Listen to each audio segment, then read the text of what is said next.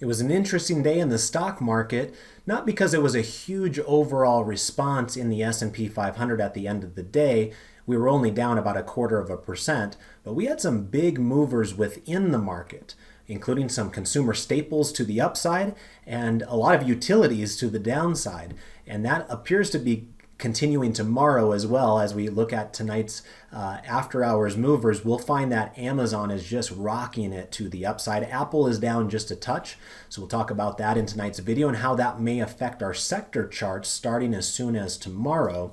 We'll also take a look at a lot of the macro conditions. One of the bigger news stories of today was the fact that the 10-year Treasury yield hit a 2023 high. So it's a high for this calendar year. That was what was really pressuring utilities here today. But we do find that the long bond in the United States now has an oversold cluster signal, so perhaps there's a relief rally waiting in the wings somewhere. After that, we'll then get into our trade application example, where I wanted to focus on a dividend aristocrat stock that's setting up as a bullish bounce candidate. So with that, let's go ahead and get started. Welcome to the Market Outlook video presented by MarketScholars.com. I'm your host, Brandon Van Zee. It's August 3rd, 2023. For those of you that are new, welcome aboard. Remember to go over to YouTube, click subscribe on our channel, then go down below into the description area and make sure you're signed up for our email distribution list so that way you can be notified whenever we post these videos. You'll also find which stocks are giving you overbought and oversold cluster signals within the S&P 500 at the bottom of those emails. In addition to that, we're heavy users of the platform X, what they used to call Twitter. And so if you're not doing so already, I would encourage you to follow me at Brandon Van Zee. We really appreciate those of you that click like and repost on our posts as well. I have to get used to the new language there. It's no longer a retweet, it's a repost. So nonetheless, we appreciate those of you that help support us in that effort. And then last but not least, we do have a presence on Facebook. Feel free to join our group at that web address you see in the logo in front of you. All right, let's go ahead and jump into today's trade activity. And as you can see, I've got the S&P 500 heat map pulled up here, courtesy of FinViz. And as you can see, we probably had about a split type of a day. Now keep in mind the context here. Yesterday was the first day in, I guess it was 48 days that we had a 1% sell-off in the market. We had a 47-day stretch without a 1% pullback. That was the longest such streak in, I think they said, like 3.5 years. So we've had it pretty darn good all summer long. Remember, there are some people that say sell in May and go away. Well, had you done that, you just missed a 47-day streak where you didn't even have a single 1% pullback. We finally had one yesterday. And that was as a result, mostly, of the news that I shared with you the night before. Remember, I did this Market Outlook video on Tuesday night after the market had closed. And that was when we heard the news about Fitch downgrading the U.S. government credit rating from AAA down to AA+. So we had a little bit of immediate reaction there because, of course, the stock market does trade in the after-hours session, and the futures contracts and all those things do as well. But what I mentioned to you at that time was it's a little surprising the lack of response that we're getting to that what would otherwise seemingly be really important news. Remember what happened back in August of 2011 when Standard & Poor's downgraded the government debt. So the fact that we were down less than 1% in the after-hours session when that news hit the airwaves was a little telling. It basically said, hey, this is not going to be the same type of disastrous result that we experienced in 2011. We actually spent a long time talking about this in my question and answer session here today. So if you're a premium member and you want to hear a lengthier answer about my opinion on this topic, feel free to check out that recording that is now posted to our website. But the long and the short of it is, you know, in 2011, it was a little bit more of a black swan type of a feel to it because that had not happened before. Now that Fitch is doing it, it's still bad. We don't like to see that, but it's not one of those out of left field types of moments that people just couldn't ever imagine in their own mind. And Fitch themselves came out earlier this year during the whole debt ceiling debacle, saying that they were on credit watch. So in other words, saying that that possibility did exist. So I think the markets have handled the news rather well. And as I mentioned to you on Tuesday at the time when it was launched or the news hit, I also think there's an element of the market participants right now not feeling bullish enough considering the types of returns the stock market has received. I still think that there are a lot of people that have too much cash on the sidelines or are just outright bearish in their portfolios, hoping for a miracle type of a thing. So I think that there is kind of an embedded floor underneath of the stock market as a result of that sentiment that's out there. Now, obviously, things can and will change depending upon how news comes out and earnings reports and other. Tomorrow we've got a big jobs number, so there are other things that can be piled onto it. But all by itself in a vacuum, the downgrade of the U.S. credit rating does not seem to be an upset the apple cart type of a moment for the stock market the way that it was back in 2011. And even then, had you kept a cool head on your shoulders, that was more of a buying opportunity than it was a selling opportunity. So I think that's important to state there as well. So all in all, I would say handling things reasonably well considering the news. Obviously, there's still plenty of challenges that are out there, but things could have been a lot worse given the news we got just 2 days ago. So today was a rather calm day. There were still some big movers out there because we're in the middle of earnings season right now. So those ones are the ones that are more likely than not to kind of stand out to your eye. But as we go through this, you can see that there is a nice healthy mix of both green and red squares on the heat map here in front of us. The one that really stood out to me today, and the one that you saw me posting about on Twitter/X quite a bit here in the last 24 hours, Clorox. Clorox is near and dear to my heart as a dividend aristocrat. In fact, we just covered Clorox in my DGI class on Tuesday.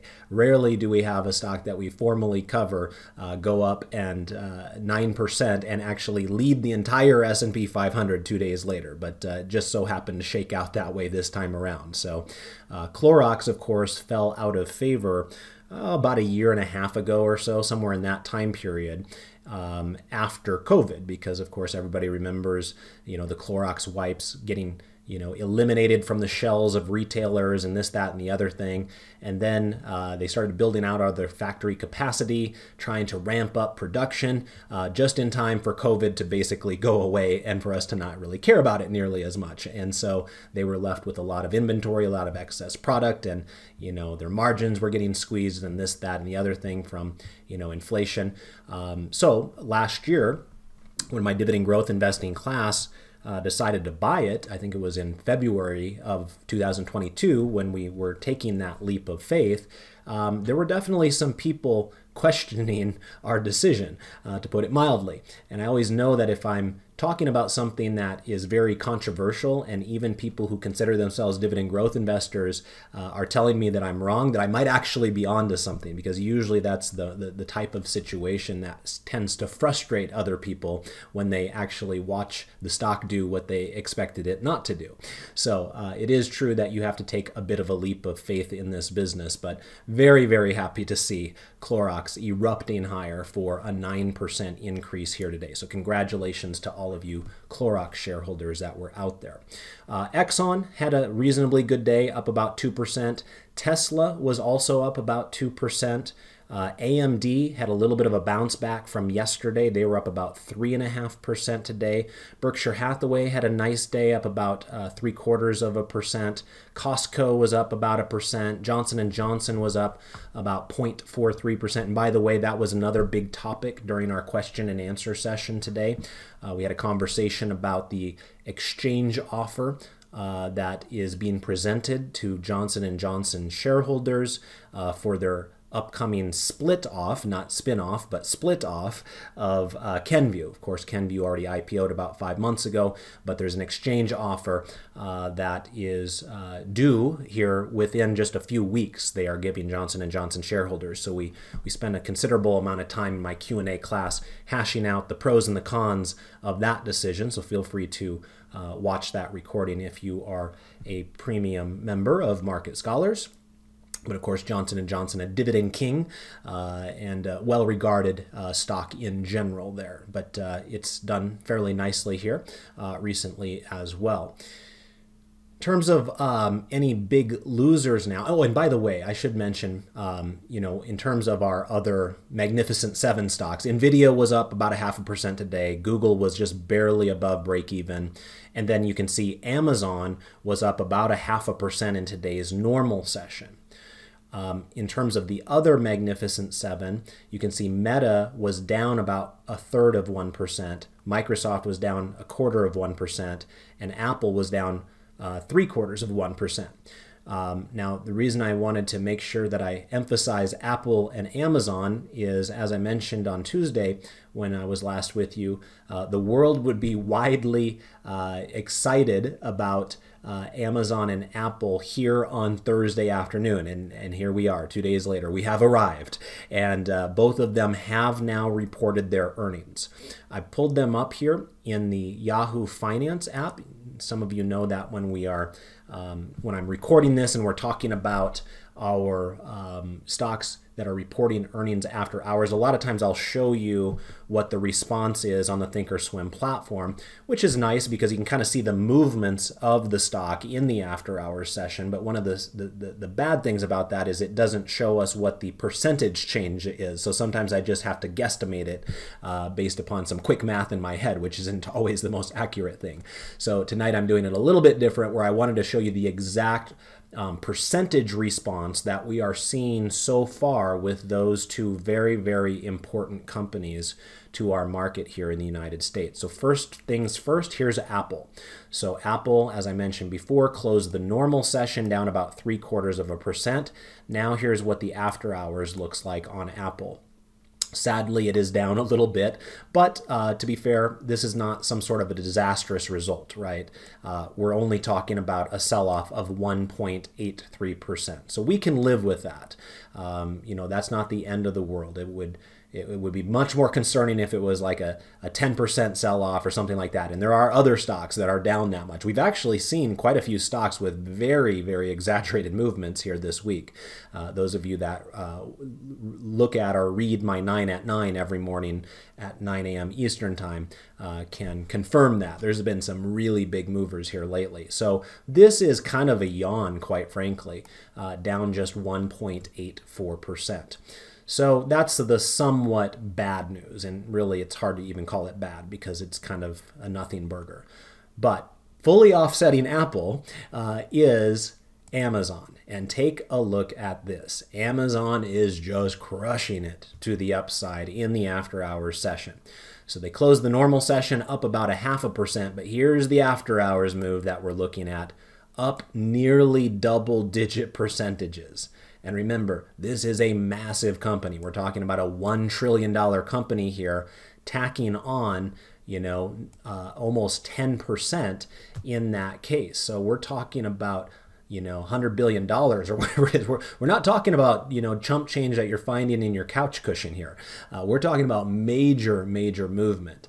So, congratulations to all the Amazon shareholders in tonight's session. Assuming this holds going into tomorrow, tomorrow you're going to have a big smile on your face the way that Clorox shareholders had a big smile on their face here today.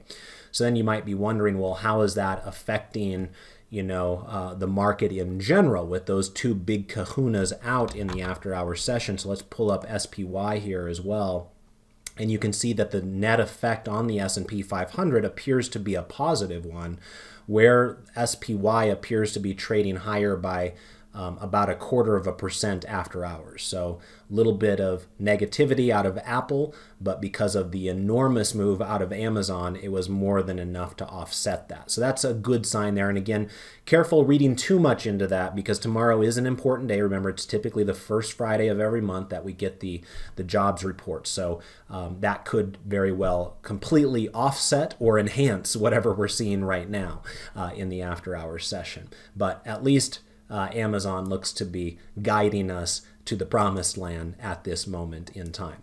Let's get back over here now to the heat map and see what else happened in today's normal session in terms of the losing stocks. One area that really stood out to me was utilities. Man, they took it on the chin here today. Notice in the regulated electric utility industry, all of those were down, and they weren't down just a little bit. They were down a lot. That is a massacre right there in utility terms. Remember, if we're talking about like internet stocks or semiconductors or something, we see those types of days creep up here and there. But we're talking about boring old utility companies here just getting whacked today. I would have to believe that part of the reason for that is that the 10-year Treasury yield climbed to its highest levels in 2023 here today. Of course, we'll take a look at that a little bit later when we do our 12-grid analysis, but yikes. Tough day there for the utilities. Even the water utilities finally started selling off a little bit. Some of you saw me tweeting about a water utility stock that had a 3% yield, which doesn't sound like a lot on the surface. Most of you are aware that utilities tend to have higher dividend yields, but if you're looking specifically at the water utility industry within the utility sector, for whatever reason in the last decade or so, it's been rare to find water utility stocks with 3% yields, but even they got hit price-wise here today enough to start seeing some of that occur. So anyway, if you're looking for long-term investments, and you're putting your shopping list together, perhaps you'll find something you like there in the utility space after today's big sell-off. Other areas that struggled today, Qualcomm struggled today. It was down about 8%, so they don't seem to be keeping up with the Joneses, so to speak, within the rest of the semiconductor world here recently. So that stock really tumbled after their earnings report. Looks like Salesforce was down about 2% today, so not a great look for it there. Cummins was down pretty tremendously. Remember, we've had a lot of utility stocks roaring higher lately, but Cummins seems to be going the opposite direction, at least here today, down about 7%. A few of the healthcare names were struggling today. CVS, of course, the big drugstore slash health insurer. Sometimes people forget that CVS owns Aetna, and so they're not just a pure play in the drug store business. They are now also a health insurance company. They struggled today, as did Cigna, more of a pure play health insurer, down about 4% there today. So those were some of the bigger movers, I would say, to the downside there. There were also some other kind of random tech companies. There's a company called DXC, and I'm not sure if it even shows up here. There it is. Yeah, it's this tiny little sliver right here that you can barely see. But that was actually the worst performer in the market today, and you can see the ugliness that it provided for its shareholders. It was down 29% in a single day. Ouch, that's going to leave a mark. Expedia also had a very tough day. I'm not sure where Expedia shows up. I'm still trying to get used to the feel and the look of Finviz here. So I can't remember if Expedia is going to show up in consumer discretionary area or if it's in industrials or technology or where it is. But I did notice earlier today that Expedia was down about 15% here today. So a really, really challenging day for it as well. It may be one of these like little slivers over here. There's BorgWarner. There it is. There's Expedia. So it's kind of in that travel services category there within consumer cyclical. You can see right there it was down 16%. Ouch. Booking, by the way, which I see directly below it there, it was down 1.5% today in the normal session, but I did see that Booking was trading higher in the after-hour session on their earnings announcement. So we'll see what they come through with here tomorrow. So that kind of gives you a bit of a lay of the land today.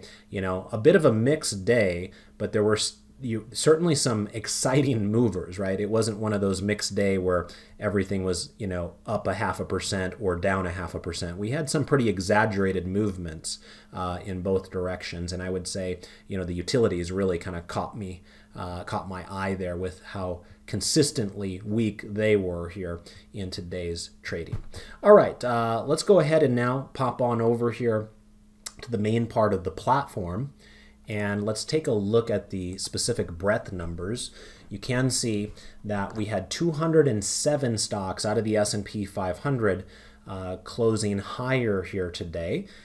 So that is good for about a 41% hit rate. So, about 4 out of every 10 stocks were higher today, and about 6 out of every 10 stocks were lower. So a pretty split day, a little bit leaning towards the bears, but not anything dramatic in that regard. And when we come over here and we now look at the specific performance of these different indices, you can see it was a pretty muted day from that perspective as well. The S&P 500 was down just 0.25%, so a very modest give back here today. This is their third day in a row to the downside, so it's at least worth mentioning. There's been a little bit more wear and tear here lately, but to put it in context, we're still above a rising 30-day moving average. So I think seeing some of the things on social media, it's kind of like people pulling their hair out and mass hysteria. And then you look at this chart and you're like, okay, what am I missing here, right?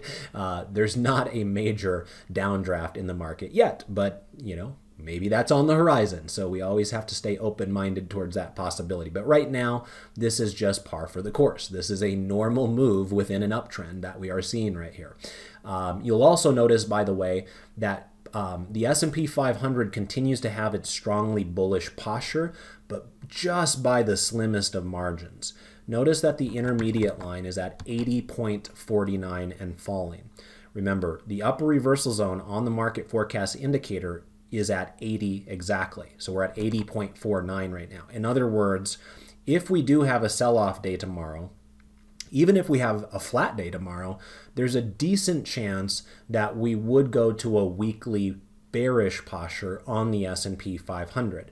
And it could very well amount to not much of anything, right? Notice back here where we had these light pink colored backgrounds, we had them for just a day or two, and it was immediately overtaken by strongly bullish posture again. So even if we do get a weekly bearish posture coming into tomorrow, let's make sure that we respect the trend that we are still amidst of with this bullish move above the moving average. Obviously, if tomorrow's a disastrous day upon the jobs news number and we're down like, I don't know, 1, 2, 3% or something, and we're easily, getting well below that falling moving, or that 30-day moving average, then that's a different topic. But if we just go sideways tomorrow and then we go to a light pink background, but we're still riding that moving average, I would hesitate reacting too strongly to that information, because it really hasn't awarded you in the past had you been doing that either. Over here you were riding the moving average while the background color was pink, and had you decided that was the moment you needed to get out of the market, you're probably regretting it when the market's back up here, right? So you got to be careful with that as well. But for at least one more day here today, we do have a strongly bullish posture. And then what that means in conjunction with the red line in the low reversal zone is that we do have another bullish intermediate confirmation signal. Now, oddly enough, this is actually the third day in a row we've had that signal. Remember, that doesn't happen very often either. More times than not, it's kind of this type of behavior where you have the red line in the low reversal zone for one day and it pops out of it. So it's been kind of unique that the red line has been in the low reversal zone for 3 days in a row, while the green line has been kind of coasting a little bit lower in the upper reversal zone there. So that will likely change tomorrow one way or another. Either the market is weak tomorrow and the green line falls out of the upper reversal zone, or the market catches a bounce off of its moving average tomorrow, and that would send the red line out of the lower reversal zone. So this has kind of been a stranger period. That doesn't happen all that often. But just to confirm, we do have that signal that exists once again. Remember, we do like to use that blue line to help us judge the signals, and with the blue line now here in the lower reversal zone, we don't necessarily love to see that. We like to see the blue line between 20 and 50. We're now down here at 12 with that. So does that have to spoil the party? Not necessarily. It just means that it's not a perfect setup the way that you might be looking for. But the setup or the signal does exist there.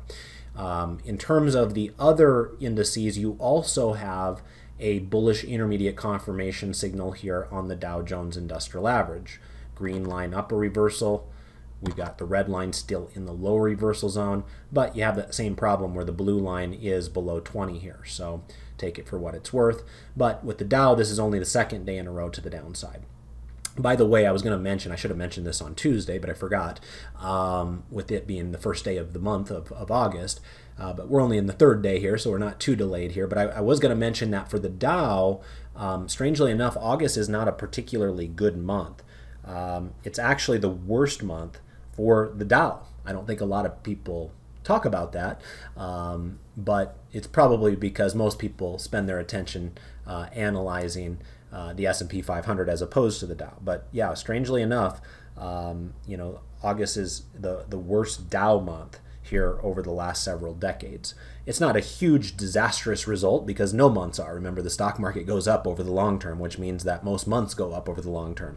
But oddly enough, we do have a very minor, it's something like minus 0.04% return on average in the month of August for the Dow Jones Industrial Average. For the S&P 500, it's actually up a little bit on average over the years, but still it is the second worst S&P 500 month. So anyway, August is not always the best of months out there. And since we've had it really, really good earlier in the summer, now that we've got this credit downgrade news, we're seeing Apple stumble out of the blocks here tonight. Who knows what happens with the jobs report tomorrow? It's a little bit more fertile for seeing some sort of a sell-off here this month. But then that is kind of fighting what we see in front of us, which is some pretty strong trends that we're in the midst of as well. So anyway, seasonality doesn't always work out the way that you may think that it would. But it's at least worth noting, just for informational, educational purposes, that the month of August is actually the worst month of the year for the Dow on average throughout history. But today you've got your bullish intermediate confirmation signal there. It was down today, by the way, but it was only down 0.19%, so it fared a little bit better than the S&P 500. So both of those still have strongly bullish postures. Both of them have bullish intermediate confirmation signals. The S&P 500 is in serious jeopardy of losing its bullish posture in general as soon as tomorrow, but it would take a little bit more of an effort for the Dow to do it. Notice that there's a bit more of an air pocket here with the Dow. Its intermediate reading is at 88, so it would be fairly unlikely for it to fall below 80 tomorrow, whereas it is a very decent possibility there for the S&P 500. So we'll keep our eye on that. Remember, David is back now. I did text him this morning just to make sure all of his travels and his airlines and all that thing worked out from his trip back from Europe. So he is back, and I'm sure he will be planning on doing a market outlook video for all of you over the weekend. So it'll be good to hear his take on things, and maybe by then we'll see whether the S&P 500 has fallen into that slightly worse position there. Anyway, on the bottom two charts here now, the NASDAQ, surprisingly enough, was actually the day's best performer, but it was still negative. It was down 0.1% here today.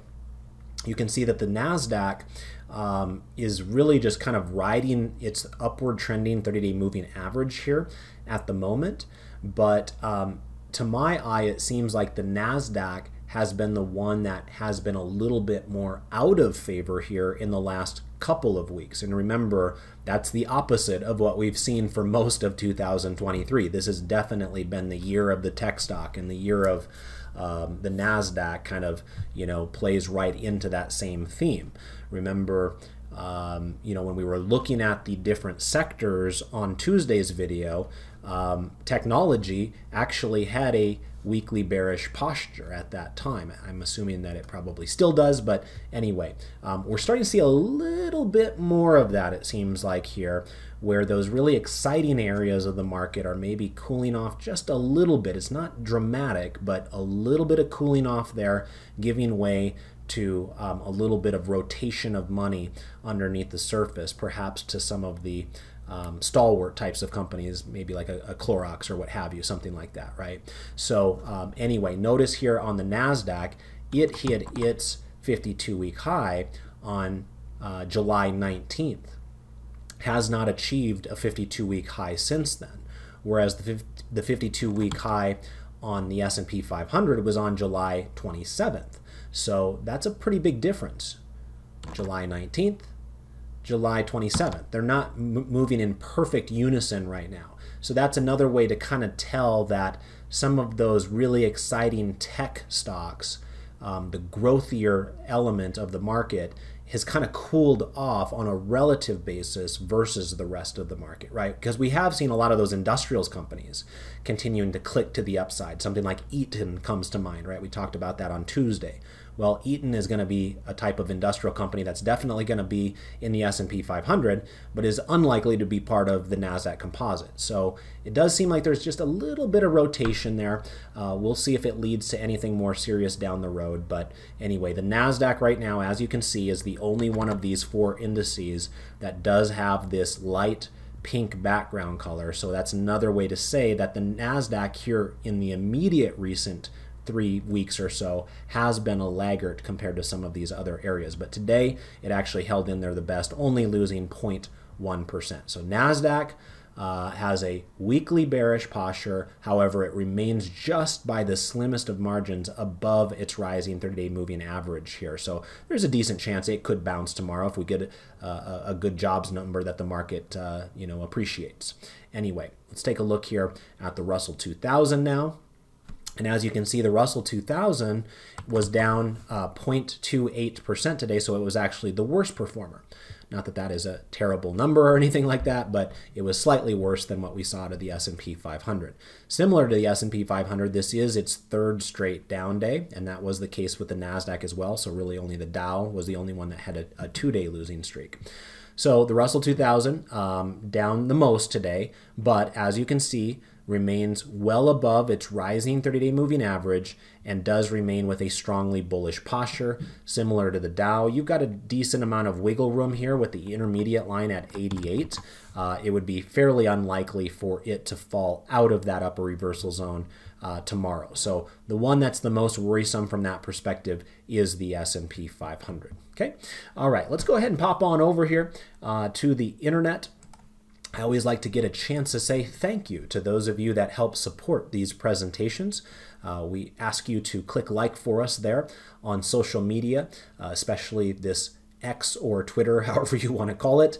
And like I always say, as long as we're up and over 100 likes, I'm more than happy to give you an hour's worth of my time in the presentation. Remember, it takes us over 3 hours to actually produce the videos and edit them and upload them and send out the notifications and the emails and all that kind of stuff.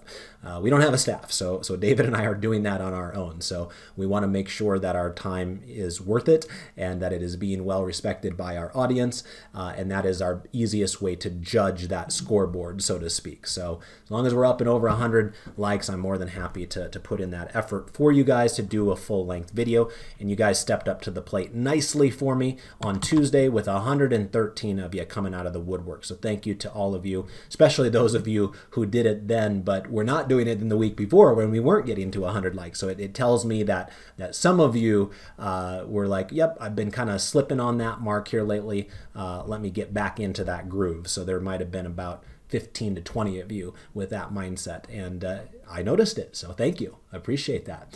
And let's do some shout outs. Speaking of which, thank you to Jim and to Keola and to Vince and Teresa and Barry and Adam and Trunk and Richie and Sarah and NZ and Lucius and Business News and Ken and Panda Options and William and T-Fib and Common Sense Investing, I think that's Steve, and to Irene and Venki and Rich and Sandeep and Vernon and John and Robbie and Jim and Kevin and Chris and Claire and Larry and Randy. The list goes on and on and on. I can't get to all of you, but I'd like to think that every once in a while, as long as you're one of our consistent likers, you do hear your name rattled off by me here and there, because it does make a difference to us. Remember, we're a very, very small business, and this is basically our way to get the information out to a wider audience than we would be able to on our own. So thank you to those of you that commit to doing that each and every time. It makes a big difference to us.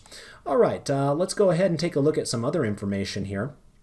When I was last with you on Tuesday, I had mentioned that I had not yet received the data I need to build out the post that would show you which stocks grew their dividends in the month of July. Well, since then, I have now received that information, and last night I did post that to our website, so feel free to check that out. Remember, if you're looking for that on the Market Scholars website, you'll want to hover your mouse over the blog portion of our mega bar or our mega menu, and then click on dividend growth investing right here. And remember, this is available for those of you that are not our premium members. This is opened up to everyone. It's kind of like this YouTube video here. We have kind of a freemium model, as they call it, where some of our stuff is free, other stuff, obviously is locked down behind the paywall only to our premium members. So if you're just getting started, if you're newer to the world of investing, or if your budget doesn't allow for our premium membership, or whatever the reason is, just know that there are some things on our website you can still take advantage of. So feel free to check this out if you're looking for stocks that have longer histories of growing their dividend. Remember that these companies listed in the blue here are ones that have at least a 10% growth in their dividend since last year, have at least 10 years in a row of dividend increases, and have at least a dividend yield of 3%. And that's usually a fairly rare combination. So they're worth a little bit further investigation there, in addition to all the other information you have there. So anyway, feel free to check that out. Of course, I posted it on Twitter and Facebook and other areas as well. So you might have seen it when I posted there, but otherwise you can find it on our website. Also, let's have a chat here about the factor selector. This is also on our website. However, this is one of those things that is behind a paywall that we tend to look at during my factor-based swing trading class. Not a whole lot to report to you this week. As you can see, this was the rare week where every single one of our rankings was the exact same as the prior week. That doesn't happen a lot. In fact, that was the only time on this rolling 3 months that you see here that did happen. Every other single one of the 12 weeks you see in front of you, there was at least one change in ranking. But this week we didn't have a single change.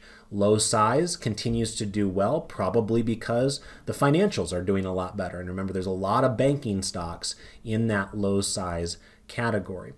It was kind of funny to get that post here on Twitter/X earlier today. Some of you might have seen what I was referencing with Monster Energy. There's a company out there called Quarter. They actually do a really good job for those of you that are looking for transcripts for conference calls. That Quarter app does a really good job. But anyway, sometimes they tag me on their posts. And I'm assuming it's because they want me to like it and retweet it or what have you, and that's great. Don't mind helping them out from time to time as well. But it was kind of ironic because they tagged me on a Monster Energy post today. And wouldn't you know, just yesterday in class, we were talking about Monster Energy in the factor-based swing trading class. We do quite often on Wednesdays because it's a good example of kind of the poster child example that I use of a company that was once known as a low-size stock. Remember, back in the old days, it was known as Hansen Natural, that eventually converted into Monster Beverage, that eventually converted into a large cap company from penny stock status. Now, of course, those are fun stories to talk about. They don't happen all that often, so don't get your hopes up, but it can happen. And knowing that it can happen makes us wonder if we can unturn a lot of rocks out there to find the next big winner, right? But anyway, the low size area is where today you find a lot of regional banks and different things like that. And since financials have been doing pretty well lately, I think that's kind of helped buoy the low size factor in general up there towards the top. On the other hand, low volatility is continuing to struggle. And that is still the case today. In fact, those two themes kind of seem to play each other out. I notice a lot of financial stocks that were still bouncing today. In fact, that will be our trade application example a little bit later on in tonight's video. So I notice a lot of financial stocks bouncing higher today. And of course, I noticed a lot of low volatility stocks like those utilities I was talking about just a moment ago doing poorly today. And remember, this graphic was produced a couple of days ago, so it's not like it's including what we saw today. That's a continuation of the themes that we've already been seeing. So it seems like those two themes are kind of locked down pretty nicely here at the moment. All right, let's go ahead and get back on over here to the Thinkorswim platform now. Let's do some 12 grid analysis. And we'll start off with our asset class 12 grid. This is chart 5A for those of you that are premium market scholars following along at home with your own charting package. So as we get started here, as is typically the case, we have plenty of green and pink on this first set of 12 grids. Remember, that will almost always be the case because these are such wide-ranging asset classes here, and some of them are exact opposites of one another. Speaking of which, let's get started in the bottom corners as we oftentimes do, and let's now confirm with our own eyes what I already hinted at earlier in the presentation when I said that the 10-year Treasury yield was at its highest level of the year. Look at that chart, and I'll say the same thing that I mentioned back here, and I also mentioned here just this past week, whenever it was Tuesday. If you take TNX out of the ticker symbol box here and replaced it with your favorite growth stock, you would be salivating at this chart right now. I mean, that is a thing of beauty, right? That's what you want to see right there. Higher highs and higher lows across the board. That is a beautiful looking trend. The problem is, this is the interest rate environment. This is the TNX that you can use on Thinkorswim. Remember, in order to read this, you move that decimal point over to the left one. And so the current 10-year interest rate for a government bond in the United States is 4.18%. That is a new high water mark for this calendar year of 2023. So while this looks like a beautiful thing, for most of it, it's probably not. Remember, rising interest rates in general are not a good thing for risk assets. Obviously, you can have plenty of bets that take advantage of that, but most people probably don't, just to be honest, right? So as you can see, the interest rate environment continues to bounce higher and higher and higher. It doesn't seem like the market is convinced that Jerome Powell will be cutting interest rates anytime soon. And notice the damage that it is now doing to the bond market. It's starting to get really ugly again all of a sudden. And like I mentioned on Tuesday, I'm sure thankful at this moment that our Iron Condor trade on TLT expired at max gain here a month or so ago, because had I had it live for this month's expiration cycle, I can almost assure you we would be underwater. And by the way, speaking of which, I mentioned this in class as well, but for those of you that didn't catch it, we did shut down our Bank of America Iron Condor situation as well. Technically, it closed between the strikes here a couple of weeks ago, and then I did shut it down here within the last 24 hours or so when the stock price came back down. So we actually got out of our Bank of America situation at break even. It could have been a lot worse, so got kind of lucky on that deal as well. So anyway, sometimes you're better to be lucky than good, right, as the old saying goes. But back here to TLT, things have gotten so ugly that maybe, just maybe, there is an opportunity for a bounce, because things can only get disconnected from reality for, you know, a short amount of time before there's a reflex move in the opposite direction.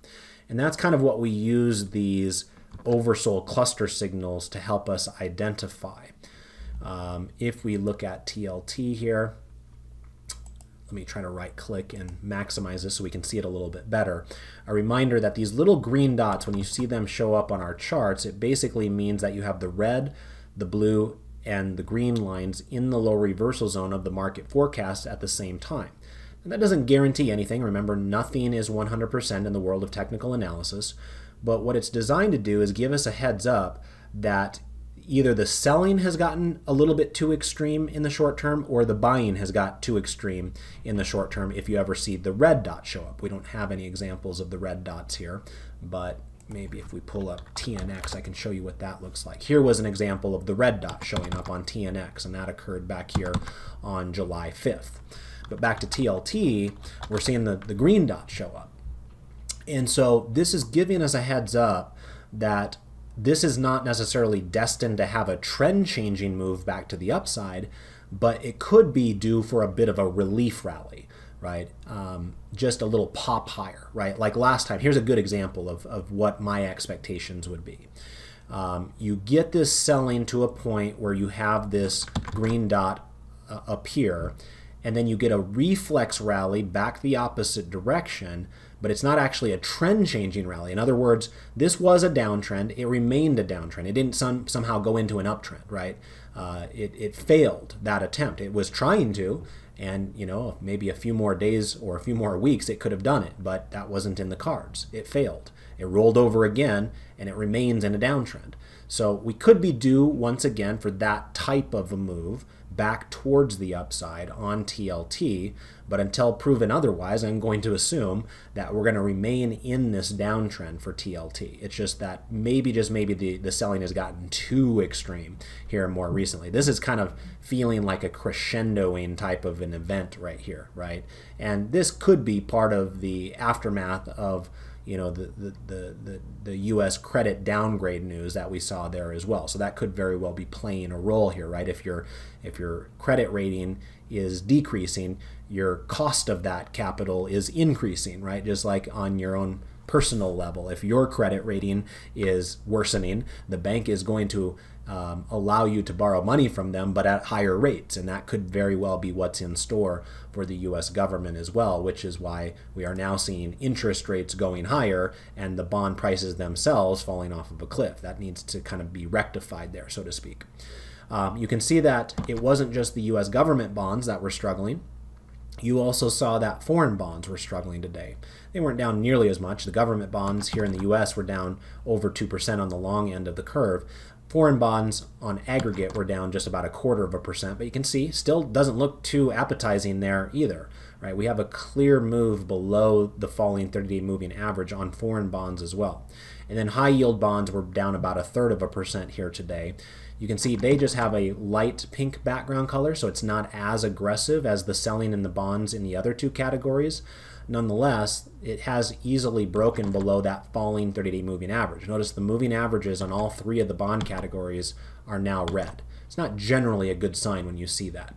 So you know, you just have to tread a little bit more cautiously at the moment here in the bond world. Again, they could be due for a little bit of a rally. The question is, will the rally be enough to make it trend changing? And my guess is that the answer to that is probably no. So we shall see. Anyway, let's talk about the other bottom corner now, and that's the US dollar. US dollar has been on quite the tear back to the upside, and again, that's not a great thing for stocks in general. Usually we would like to see the opposite of these bottom two corners. We would like to see the US dollar weakening, and we would like to see the 10-year treasury yield falling off of a cliff, not rallying significantly. That makes the job of stock prices going higher a lot easier in those conditions. Right now, we have some headwinds. It's harder for most US stocks to go up in the face of a strong US dollar because at this moment in time, the most leading companies in the United States are multinational organizations like Apple and Coca-Cola and Procter & Gamble and you name it. The biggest companies in the US are global organizations. So when you see a US dollar rally, it's going to hurt those multinationals more than it's going to hurt like a small regional company that you might find in, let's say, the Russell 2000 or something like that. So anyway, we're not really seeing what we want to see out of the macro conditions right now to make our job easier in the stock market world. Notice that today the US dollar was down just a touch. So maybe that's gotten a little bit toppy there, but it's been such an impressive move, you don't want to discount that possibility that this could be a little bit more in the trend-changing variety here. So it was down a touch today, but obviously still remains in that strongly bullish posture and well above its rising 30-day moving average. It is at an area where there is perhaps some resistance, right? So from a technical perspective, it's possible that the sellers might want to start stepping in around here simply because that's where this thing fell off of a cliff here about a month ago. But you know, that would be a guess more than anything. We haven't seen it yet. Yes, today it was down 0.07%, but that's pretty much a nothing burger, right? That doesn't really matter. Is it stalling out here? Yes, but it could easily, you know, rev right back up starting tomorrow. So we want to see a little bit more in the way of selling before we get too aggressive to the downside on this. Right now, we have to assume that the trend that has been established for the last couple of weeks is still intact here at the moment. So anyway, notice that with the dollar being down a touch today, you did have oil up 2.3%, but gold cannot get out of its own way. Gold was down a little bit, basically break even today.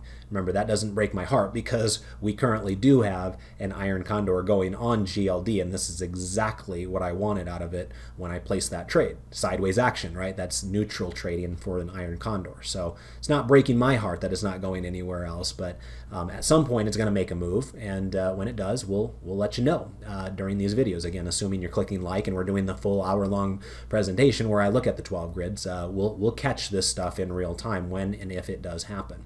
Right now, it's just kind of languishing right around that 30-day moving average. But notice how flat that 30-day moving average is. It's just sidelining, right? Going straight sideways like a flat pancake or a flat board right there, right? And that's exactly what you want to see after you've placed an iron condor trade on something. Oil's not that way. Oil is directional right now. It is very much directional to the upside. So it's been on quite the big move. Remember when we looked at the sector selector on Tuesday, energy had rallied all the way up into the second place position on the sector positioning there. So a big reason behind that, of course, is oil itself is driving that activity right there.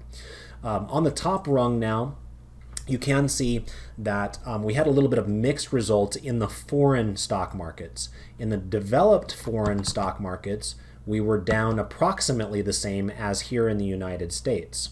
But in the emerging markets, we actually had a pretty strong day. It was up 0.4%. So remember, when the US dollar is weak, that can make it easier for foreign stocks to go higher or at least outperform the US market. So in today's case, you could make that claim on emerging markets, but you know, it's harder to make that case for developed foreign stocks, which were basically exactly in line, right? EFA was down 0.28%, SPY was down 0.29%. So they're basically the same. But it is true that the emerging markets had a little bit of a boost, perhaps partially due to a slightly weaker dollar today. By the way, Bitcoin kind of holding the line. A little bit of a snooze right there out of the Bitcoin as it just hangs out a touch below 30,000 at this point. All right, let's go ahead and take a look now what's going on with sectors. And this is chart 5C for those of you following along at home.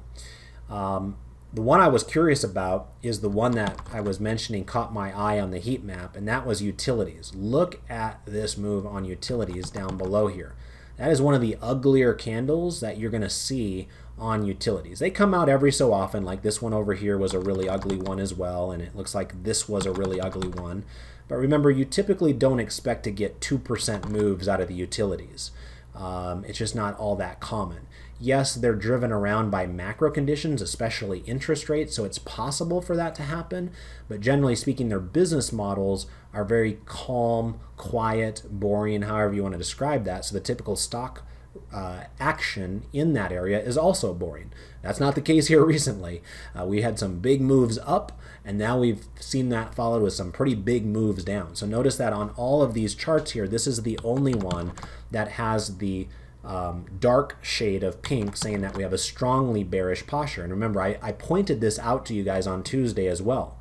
At that time, I told you utilities was the only one of these sectors that was trading below its falling 30-day moving average. And since then, of course, things have only gotten worse. Much, much worse. Today was a really bad day for utility stocks. And again, I think it's probably because of that interest rate sensitivity.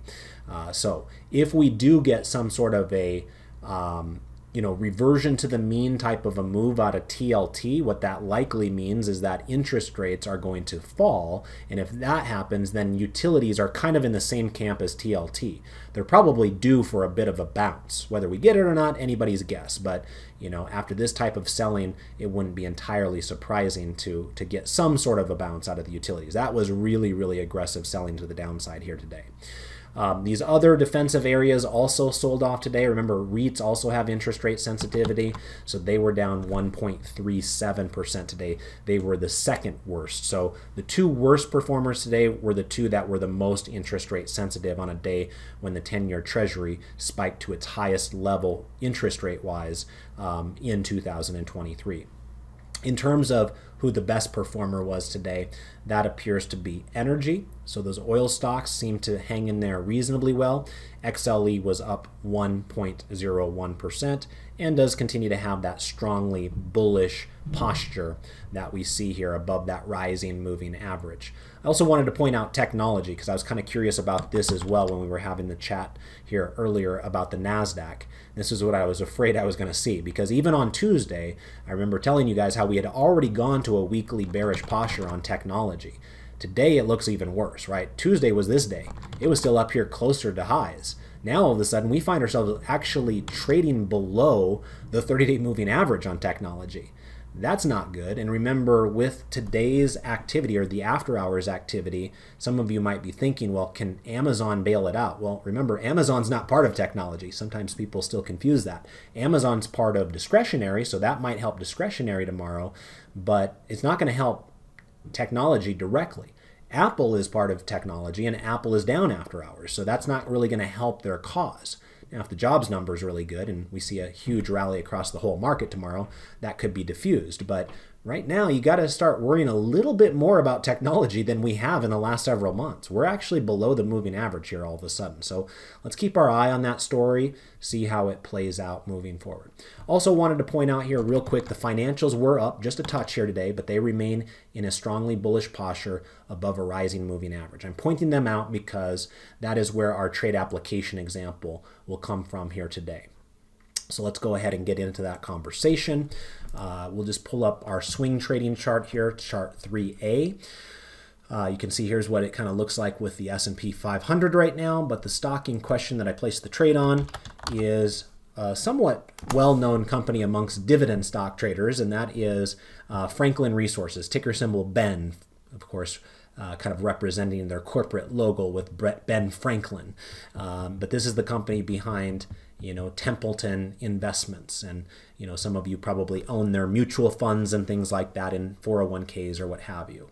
But this is a dividend aristocrat, probably doesn't get the same type of press as companies like Coca-Cola and Procter & Gamble and Johnson & Johnson, but it is a company that has a long history of growing its dividend, just kind of quietly going about its business. Anyway, the reason I'm focusing on it today is not because of its dividend. Remember, this is a class or a presentation here that caters to traders, not investors. If you're interested in my investing takes, of course, I would invite you to become a market scholar and join my dividend growth investing classes and my options for long-term investors classes. So I'm merely just pointing out that as an aristocrat, not that it really matters in this situation here today, because what I'm looking at today is to trade this from a swing trading perspective. And I had been going through a number of charts looking for my trade opportunity like I do, right? Again, as long as we're getting 100 likes, then I kind of know what my schedule looks like, that I need to spend that last kind of 45 minutes before the closing bell looking for a trade idea to discuss in the video later on, because I want to get that trade done while the market is open, so that way I can notify our premium members through our Telegram channel what our trade details were. So that's kind of part of my process there. And as I was going through chart after chart after chart here today, one thing caught my eye, and it was that the banks and financials actually had some really interesting bounce setups. Not all of them, but enough of them where it felt to me as I was going through charts that it was a bit of a pattern. Another stock that I was close to placing a trade on was Wells Fargo, and it's kind of the same thing, right? You're getting kind of this bounce type of a feel out of it here. Zions Bank, same thing, getting a little bit of a bounce out of it here. Comerica, For some reason, that's not changing. There it goes. Took a second. Comerica, you're kind of getting that bounce type of a feel, right? And I know that Ben is a little bit different than a traditional bank. Nonetheless, you're kind of getting that feel. And why I liked Ben in this particular regard is that, first of all, you had a more legitimate pullback in price where you're touching that moving average, right? When I was showing you Zion here a second ago, you're still way above that rising moving average. So, you know, you might be a little bit extended in that type of a move there. But with Ben, you actually had a reasonable give back to the point where you're testing that moving average, just like you did back here and just like you did back here. And ask yourself, had you been thinking about buying it here or right here, would you be happy about that? The answer is probably yes. Will it turn out that way this time around? That remains to be seen, but that's kind of the idea, right? Using this moving average as a support launch area has seemed to work the last 2 times where it attempted it.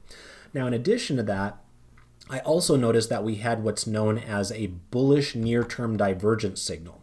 So notice down below we had this blue line on the market forecast hit this low right here on July 27th, and then we had another follow-up low here just yesterday. And notice that follow-up low is higher. So we had higher lows on the underlying indicator, and the price candles up above associated with those 2 moments are this candle right here and this candle right here. So price went down at a time when the indicator below improved. And sometimes that gives us a little bit of a heads up that there's a little bit more bullishness in the system than price alone is showing other folks. So what I did in this particular case is just a simple stock purchase as a bullish swing trade. To be honest with you, I was hoping to do some bull put spreads today, and I attempted it on several other financials, but because the volatility environment is so low right now, I couldn't get anything near what I wanted out of a return on risk perspective. So I must admit it's a little frustrating right now with the VIX as low as it is. You're just not given an opportunity to conduct the types of trades that you might want in other kind of more normal volatility environments. So that's why I kind of turn towards just a typical stock trade in this case. And you can see that I've kind of got my levels drawn here on the chart, where I've got my stop loss is just a hair below the topping out of this prior resistance area over here in mid-June, and where I would need it to go for our 1-for-1 reward risk ratio would be up here at around 29 or so. So that's all it was, a simple stock purchase, hoping it gets back up here towards these highs. If not, if it rolls over, then I'll be stopped out here well below that moving average. Okay, so that's what I had for you here tonight. I hope you enjoyed the presentation. If you did, I have one simple request for you. It doesn't cost you a single cent. All it costs you is 5 seconds of your time. Click like for me there on Twitter, or what they call Platform X these days, if you want me to do a full-length video for you the next time I'm scheduled to do the video, which will be on Tuesday. On the other hand, if you prefer a 15-minute quick hitter type of video instead, then don't click like. And if we're under 100 likes, then I'll keep it short and sweet for you there on Tuesday. So we'll let you guys decide there collectively. Whatever you decide, I appreciate you checking out tonight's video, and I hope you all have a wonderful weekend. Remember, David should be back with you here tomorrow, so it'll be fun to hear his take as well. But until next time, I want to wish you all the best of success with your trades and your investments. Goodbye for now.